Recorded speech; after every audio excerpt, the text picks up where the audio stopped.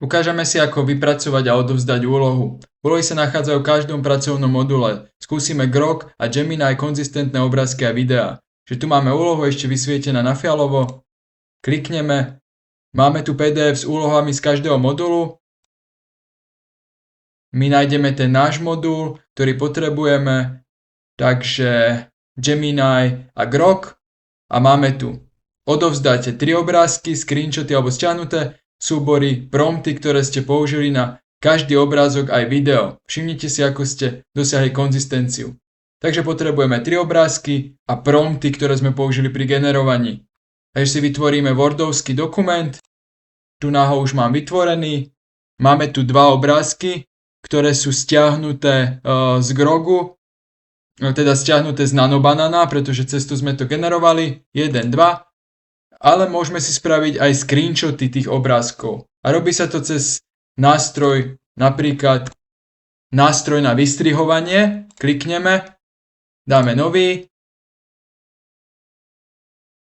označíme a dáme buď uložiť, alebo skopírujeme a dáme Ctrl+V na plochu, sem napríklad a máme to tu. Takže úplne jednoduché. Takto to môžeme spraviť, buď stiahnuté, alebo screenshot. Ak chceme, že stiahnuté, tak dáme vložiť, obrázok, toto zariadenie a nájdeme to vlastne niekde v našom počítači a vložíme to sem. Ďalšia metóda je možná, ak je v zadaní, že stačí priložiť link, tak tu skopírujeme link buď z Notebook.lm alebo z Clouda ako artefakt, to je na nás. Takže môžeme to buď link, ak je v zadaní, alebo screenshot, alebo stiahnuté súbory. Vždycky to bude špecifikované v zadaní. A prompty sa vkladajú jednoducho takto, že scéna Agora, viem, že nič neviem, scéna 2 súd, budem poslúchať, Boha, nie vás. Je tu prompt, ktorým som vygeneroval tento obrázok a je tu prompt, ktorým som vygeneroval tento obrázok. To je celé. Potom dáme súbor, samozrejme uložíme si to, zavreme a pôjdeme nazad do nášho kurzu. Klikneme zobraziť pokyny alebo na úlohu. Pridať alebo vytvoriť. Pridáme súbor, keďže je to Wordovský súbor. Dáme prehľadávať. Máme tu úlohu, čo sme si vytvorili.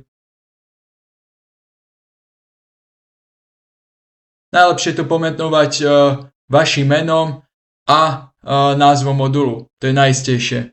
Ja som to dal iba ako príklad. Dáme odovzdať. A je to odovzdané. Môžeme samozrejme ešte pridať komentár, ktorý príde učiteľovi daného kurzu, teda konkrétne v tomto prípade mne. Alebo pridať komentár z celej triedy, kde môžete vytvoriť diskusiu o ťažkosti a tak ďalej. To je všetko k odovzdaniu úloh. Myslím, že jednoduché.